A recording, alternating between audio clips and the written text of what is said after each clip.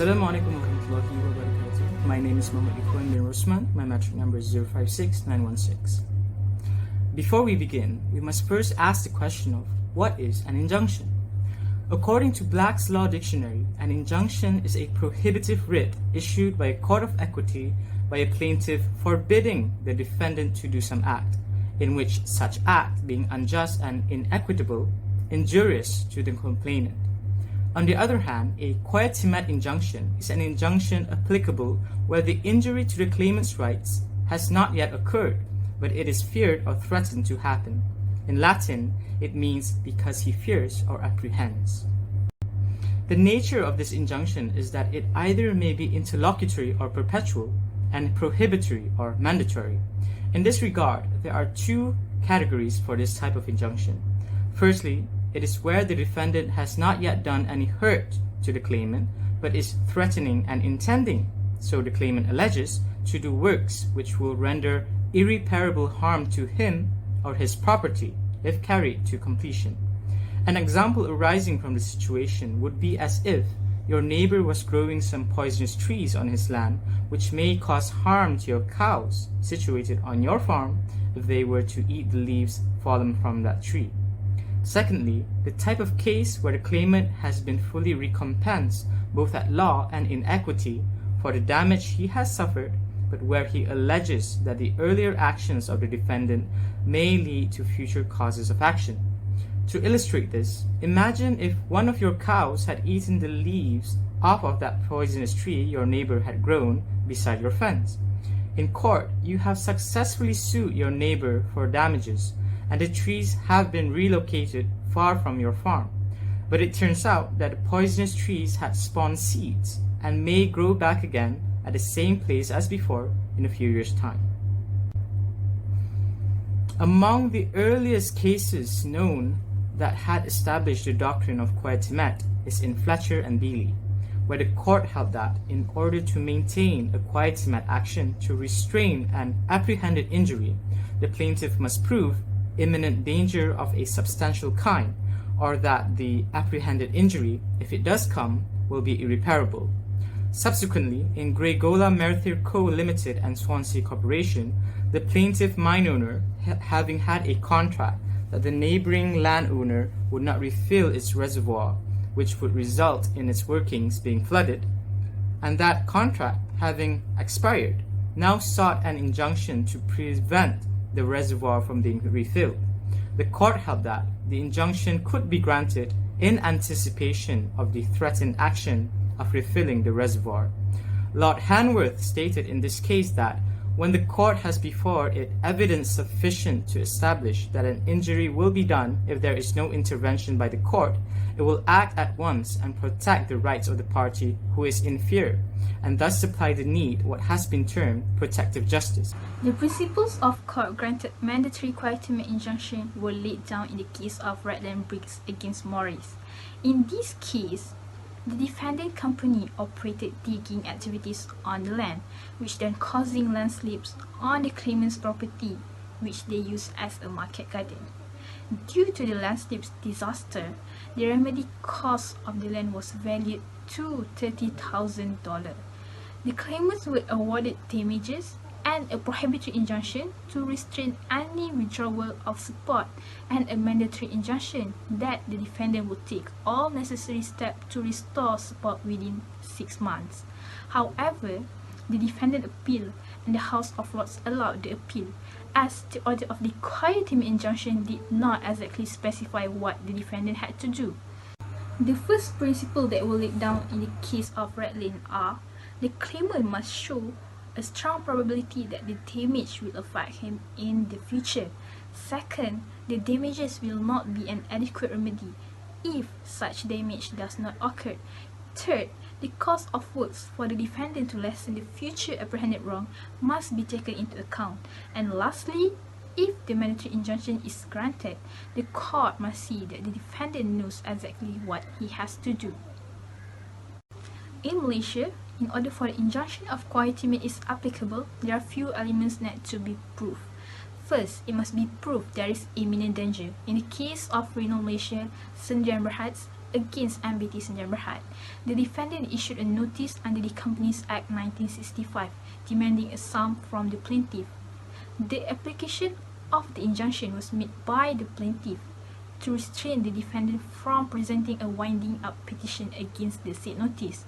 The court held that the plaintiff thus has a valid cause of action against the defendant because if the defendant is injuncted from commencing the winding up process against the plaintiff then will suffer imminent danger, which the plaintiff need to bear the damage and harm to its reputation and business. The next element is there must be proof that the apprehended damage is substantial. In the case of Fletcher against Billy, the plaintiff applied for the quietum injunction against the defendant. The plaintiff, who managed the paper manufacturer drawing water from the river, worried that the restoration of the wet waste from the defendant could cause problems to the quality of their papers, as the defendant is located up the river, which could potentially let out their wet waste into the river. The plaintiff then seeks for quietum injunction to ensure that the wet waste is not leaching into the river. So, the court held that the plaintiff is required to prove there is imminent danger if there is no actual damage is proved, and there must be also proof that the apprehended damage is substantial. The last element, which is there must be a strong case of probability that the damage will make the plaintiff suffer in the future. Thus, it can be said that in order for a quietum injunction to be granted by the court, the plaintiff needs to prove the elements as stated earlier. Then only the court may grant the quietum injunction upon the plaintiff. I would like to explain and present to all of you two cases which apply and not apply the quietum injunction in law and equity. The first case is Ting Chun Peng versus Yap Sin Tian. This is Malaysia's case.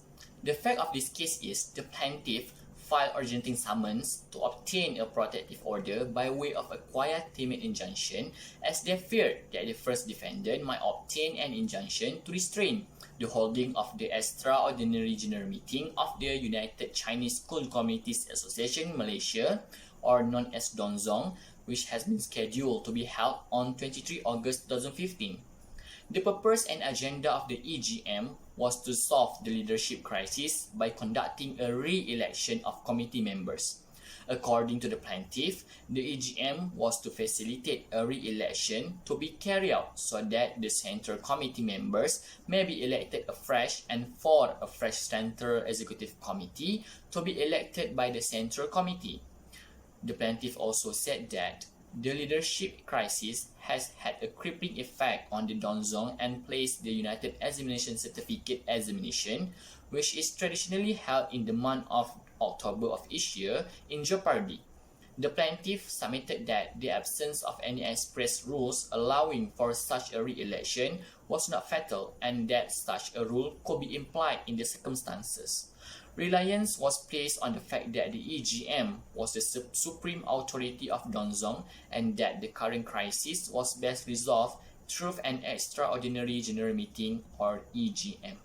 Then, the court held that there was some ambiguity in the order in the originating summons as to whether all state committees are restrained from requisitioning an extraordinary general meeting to resolve the leadership crisis, and whether the order was intended as a blanket embargo to prevent any EGM to resolve the leadership crisis of DONZONG regardless of any change in circumstances such as the Registrar of Society's actions which may lead to its deregistration. 3 of the DONZONG Constitution deals with the power of the Central Executive Committee and Central Committee to resolve any dispute, but it is not wide enough to allow for the Central Executive Committee or Central Committee to deal with a leadership crisis of the type that is bedeviling the DONZONG. A term may also be implied on the basis of the officious bystander test, as the members of DONZONG, if asked, would undoubtedly agree that there should be such a term to allow the EGM to resolve the leadership crisis. The second case is Bromley London Borough Council versus Person Unknown. This is United Kingdom case. The fact of the case is the local authority applied for an injunction prohibiting encampment and entry or occupation in relation to all accessible public spaces in the borough except for the cemeteries and highways. Although the injunction was sought against persons unknown, it was common ground that the injunction had been aimed at the gipsy and the traveller community. The judge found that all the necessary ingredients for a quiet time injunction against person unknown were in place, but concluded that it was not proportionate to grant the injunction sought. The local authority then appealed. The court held that the judge had been right to be concerned about the width of the injunction sought and to regard that as a highly relevant factor in the proportionality exercise. The absence of any substantial evidence of past criminality was a factor that had been relevant to the proportionality exercise, and beyond that, the weight to be given to that factor had been entirely a matter for the judge, and she had been entitled to take it into account when considering proportionality. The absence of any transit or other alternative sites had been a very important factor militating against the imposition of the borough-wide injunction.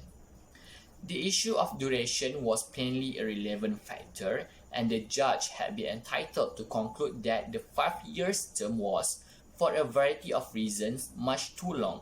It followed that there had been no error of principle in the judge's reasoning, and therefore no basis for the prison court to interfere with her conclusions. In conclusion, it can be said that the quiet time injunction is different from the other types of interlocutory injunction, as the quiet time injunction is available when the damage is yet to occur. Hence, in order for the court to grant the quiet time injunction to the claimant is required to prove the elements, which are: there is imminent danger, the apprehended damage is substantial, and there is strong probability that he will suffer grave damages in the future. Thank you for your post, for your like, for your click.